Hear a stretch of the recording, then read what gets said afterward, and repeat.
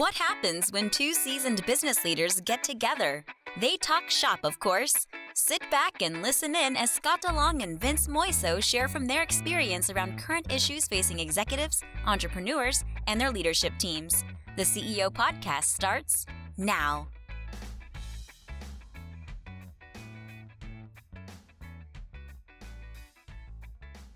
Hey everybody, Scott DeLong with the CEO Podcast. I'm here as always with my partner, Vince Moiso. Hey guys.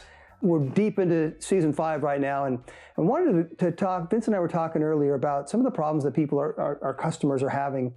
And it's not just our customers, it's almost everybody with communications, communications in general. Generally, we all think we're pretty good at communicating. I'm going to say something, I'm clear, I'm precise, and then things just fall flat. The responses that come back are not exactly what I would have thought they would have been. That's right. Based on how clear and precise I was, right? Yeah. So I want to talk a little bit about that. It was on our very first podcast we did on communications, and we talked about a lot of things, but I'm seeing it over and over and over with clients, people in my own family, right? It's just like, this is my topic, is communications. It's what I do. And yet I find myself in the house not doing a great job of practicing what I preach as well. So yeah, I would say so. This conversation, this discussion, this podcast episode is going to be around more practical application of communication, and maybe you could call it a case study. I would recommend for our listeners out there, go back to season 1, our first 2 episodes, part 1 and part 2 of communication. And we go through the hierarchy of communication. Yep. We go through a lot of etiquette, specifically email etiquette. So really, we focused a lot on the how-to, right? And I think this conversations are great follow-up, Scott, around, okay, when you put it into practice, what happens? Exactly what happens, right? And then when it happens, now what can we do to reverse that, reverse the trends that are happening? And then we might, duplicate some of the practical applications that we talked about in season 1, but the communications happens everywhere. So let's start with, meetings. Let's go with meetings. All right. Well, let's start with, if you don't mind, let's start with my organization, because, in credit to you, many years ago, you came to the company and you gave your communication presentation. Mm-hmm. We had condensed it. I mean, what really is a course, we had condensed it into, 2-3 hour presentation. Yeah. But I had the whole crew was there and really got insight into just what I'd call proper business communication etiquette. So a lot of there was a ranking between how we should be communicating within the business, what was going to be a best practice, and then certainly a lot of focus was paid toward email etiquette. So like most organizations, we are very email driven. Now, fast forward to today, what that spawned was a focus on communication. Good. So here's what I would tell you, what we've learned from communication is, as good as we think we are at it, from month to month, it's constantly changing, because there's always an issue, a problem, or something that occurs with the business that disrupts the communication flow in some way, or something that requires a higher level of communication, whatever it might be. So we are in our monthly meetings, in our quarterly meetings, we start those meetings by checking in on communication. And everybody that's in that meeting, our whole entire management team, is ranking communication on a scale of 1 to 10. And so that gives everybody an idea of where we sit as a company at that given point. So are they giving just a rank, like a 1 through 10 number, or are they giving the why behind it? Here's why I said that. They're giving the why. Good. Very important. We go deep into the why. So, so in some months we're at a 9, right? Or 8 or a 9. And in other months we're at a 6 or a 7. And because something occurred, right? And the reason that we do that now is because we've become so attentive and so focused on that we know from month to month that we're going to learn from doing that exercise. And we're going to discover what additional things we need to work on to continue to improve our communication. So I'll finish with this, is that we have come to the conclusion that we are always going to be working on communication. I think that's great. So I break communication down into two levels, at least in the workplace, right? There's the quantity of communication and the quality of communication. Yeah. And I can see in most organizations, when we get busy, when things happen, the quantity of communication goes down.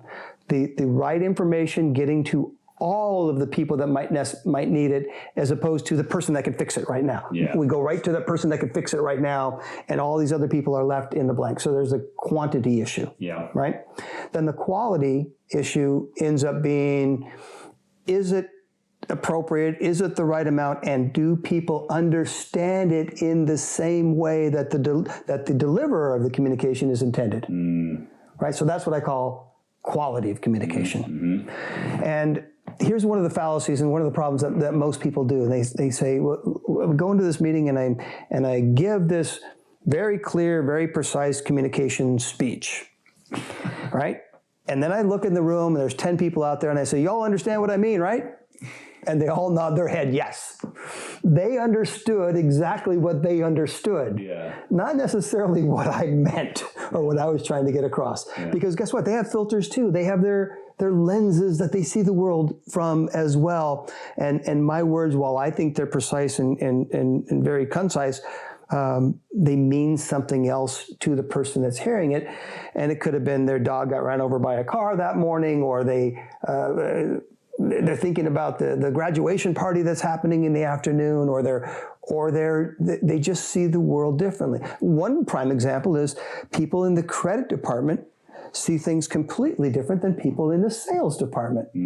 Their worldview is completely different. So we might need to communicate differently to each of those folks. Well, there's a simple solution for what you're talking about. So one is, and I adopted it a number of years ago, we've talked about it before, is have people repeat what they heard you say. So, in their own language, not parrot you, not say exactly what you said, but how they interpret it and what did they hear? Well, especially if there's an action item, if there's a request. So I might be in a meeting and we might talk about something specific and we come up with some action items and we've assigned those action items. So I'm going to ask, what did you hear? What was your understanding of what we just discussed? That will get repeated. We make sure that we're aligned. If we're not, I can say, I didn't articulate that properly. So let me articulate it in a different way. I explain it in a different way. Then they repeat it back and we get on the same page. So that alone, that one simple thing will guarantee that what you get back from that person is going to be what you expected. However, so you're aligning expectations at that point. And that's exactly right. However, sometimes people will view that as being condescending to them. What did you hear, right? As opposed to, so I've altered my presentation on that, and instead of saying, so tell me what you think you heard, instead of that, because it can sound condescending, to, so what do you think the next steps are going to be? And leave it as an open-ended question like that. Their answer will tell me whether or not they understood at the same level that I thought they should, without them feeling like I think they're an idiot, or however they're going to take it, right? Because people do get defensive when you ask questions like that. Not everyone, and if that's part of your company culture, you can get away with it and you can do that. But I like the more subtle, so tell me what you think your next steps are going to be. And then just sit and wait, right? They will fill that up.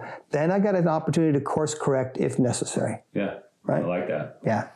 Well, something else that you said that I want to address too is there's no question, I agree with you in the sense that things that happen in somebody's environment, you mentioned something about the dog or whatever it might be that morning, that set them off and they're just not listening in a great way. Got cut off on a freeway, whatever. Certainly those are going to impact the way people listen.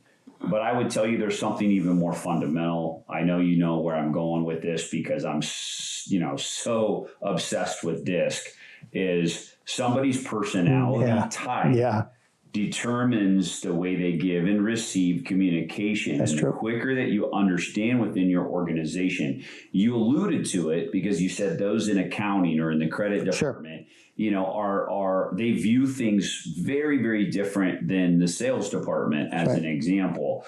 So, you know, that's primarily due to the fact that you've got two very distinct, different personality types that are giving and receiving communication. And so you have to understand that. Another thing that you said that I think is really important for our listeners to catch on to is when I mentioned the solution of having that person repeat back what they heard, you said in their own language. Right, that's right. And that's so important because what you're referring to is the fact that they do, in fact, give and receive information in a different way because of their personality type versus my personality type. And so it's really important to understand that. And I'll say this last thing is just in understanding my own personality type, because I've learned this, is that I can be so direct and so overbearing. You know, I've been described as being intimidating. I don't want to be that. That's right. I'm not intending to be that, and I don't want to be that. So who needs to make the change in that scenario? Me. The one that wants to be heard. Right here. Right? The one that wants to be heard needs to make that change. So I have to shift on that. And so with certain people, it's know your audience. That's right. And I've got to shift the way that I approach certain topics in meetings. So this gets into an interesting piece because, so if I'm in the audience and I'm listening to this and I'm saying, well, then I'll just talk to the salespeople and then I'll talk to the credit people separately. I don't think so. No. I want that cross-functionality in the room because when I ask the salesperson, so what do you think your next steps are going to be? And then that person goes on to their steps. The credit person is going to say, wait a minute. Do you know what that means to us, right? So it's great to have the people in the same room. And this gets into, you know, how do you mitigate conflict and all of that. But I think you need to learn how to mitigate conflict so that we can have these cross-functional discussions. Because what we're trying to get to is what is good for us. Not just what's good for the sales department, credit department, operations, whoever it's going to be, but what is good for the organization. So I'm big on cross-functional meetings, people together so that they can hear. In fact, I've got a rule in organizations that I work with is to say, no matter what your initiative is, depending on what department you're in, that's your initiative. You are not allowed to make changes unless you talk to the people that come before you in the process and come after you in the process. Here's our plan. Here's what we're going to do. What do you think? Give them a chance to raise their hand and say, well, that's going to create an extra burden for us. Why don't we? And then have whatever synergy ends up happening between those people. But I really like that. Come deal with the people that come before you and after you in the process before you make any changes. Well, yeah, you're just creating collaboration at that point. And I'm a total fan of that level of collaboration. And frankly, let's just I'll simplify it. They've got to figure out how to talk to each other. Yeah, they do. they just do. And so I think it's just a crutch to say, I'm going to talk to one department and then I'll talk to the other one separately. No. They've got to figure it out. And you can accomplish that in a very, very healthy way. And I think when everyone in the room understands everybody's got different personality types, they can give and receive communication in a different way. When you make communication a priority and you're constantly working on, okay, great. If you ask the question, Scott, so to your point, when you get teams like that collaborating, right? Then you start to ask the question, what would be better for you? How can I communicate better with you? Would it be better if in my email I put a bulleted list of what was needed? Is that better for you? Yeah. Okay, great. I'm just using that as an example, of course, but if you just ask that question, you know, is it better if I just pick up the phone? There you go. I'm waiting for you to say that. Well, it's funny because I have a few people in my organization that say exactly that. He's like, I just prefer a phone call. Yeah. Can you just call me? And okay, great. I didn't know that. I didn't think about that. I like emails. You know, I'm going through emails. Okay, now I know with you, I'll just pick up the phone and call you. We'll get it done right there. So I got a story on that. So this is happening in my organization right now. We have a PR firm. I'm going and speaking tours, and I wrote my book, and so I hired a PR firm, right? Yeah. PR, public relations, people that know how to communicate. Yeah. And they're really good at what they do. They've got me some great spots, and things have been good. However, the only way they want to communicate is through Basecamp. I don't get it, right? The messages are not as clear as I need them to be for me to do the thing that they want me to do. And there's no one that I can pick up the phone and call and ask. So I have to wait till the next morning when they look at their campfire messages in Basecamp and come back to me with a very unclear one-line response, right? Because people are trying to be efficient. However, when I finally do get on the call, and the owner of the company called me and said, hey, we should, we need a few things from you. I said, great. I'm happy to provide those few things. Tell me what you need. And then we had this conversation. I said, great, I can do that. Well, how come you haven't? Because I don't understand the messaging that your folks are telling me. I don't think it's clear, and I don't want to make mistakes on that, and there is no way to pick up the phone and call. It can be a 2-minute conversation. You'll get everything you want, as opposed to write a line, wait till next day. I write back and say, I don't understand. It's not clear. I wait another day. Pick up the phone. Yeah, you bring up, it's such a great example because, and I'm dealing with this a little bit right now, and there is this reliancy on these apps, whether we're talking about Slack, Basecamp, all these other things, there's a bunch of them out there, right, that people are using. And they're set up as tools. So I think the original intent is very good. Absolutely. However, it complicates communication even more than what we're already doing, because we have text message, standard text, right. We have phone, right? Now video calls become ridiculous. Like, I'm toggling between Teams, Zoom, and Google Meet every single day, and it's painful. And the computer doesn't play well with them, right? Drops anyway, the different subject. No, it does. Yeah. To your point, they don't like playing with each other. There's technological snafus that happen as a result. It's very frustrating. And then there's messaging that happens within Teams. I mean, also with the other ones too, but Teams seems to be very prevalent. But I'm not really working in Teams. And then all of a sudden, somebody 2 days later says, hey, I messaged you in Teams. Why didn't you get back to me? I'm like, I didn't know you messaged me in Teams. I don't have notifications on. You might shoot me a text message. I messaged you. So should I have a text, a Slack, a Teams? My gosh. So I'm on 5 different platforms at this point, and frankly, it gets exhausting. And I think as organizations need to be aware of that. And I would tell you that as a best practice, you need to consolidate. People should not be siloed, having separate conversations on their own. We use in our organization, we use WhatsApp quite a bit. Okay. And so what we've shifted to is, some people do internally, like departmentally, they're using Teams for some chat, which is great, no problem. Otherwise, we create specific groups in WhatsApp that allow us to get real-time information.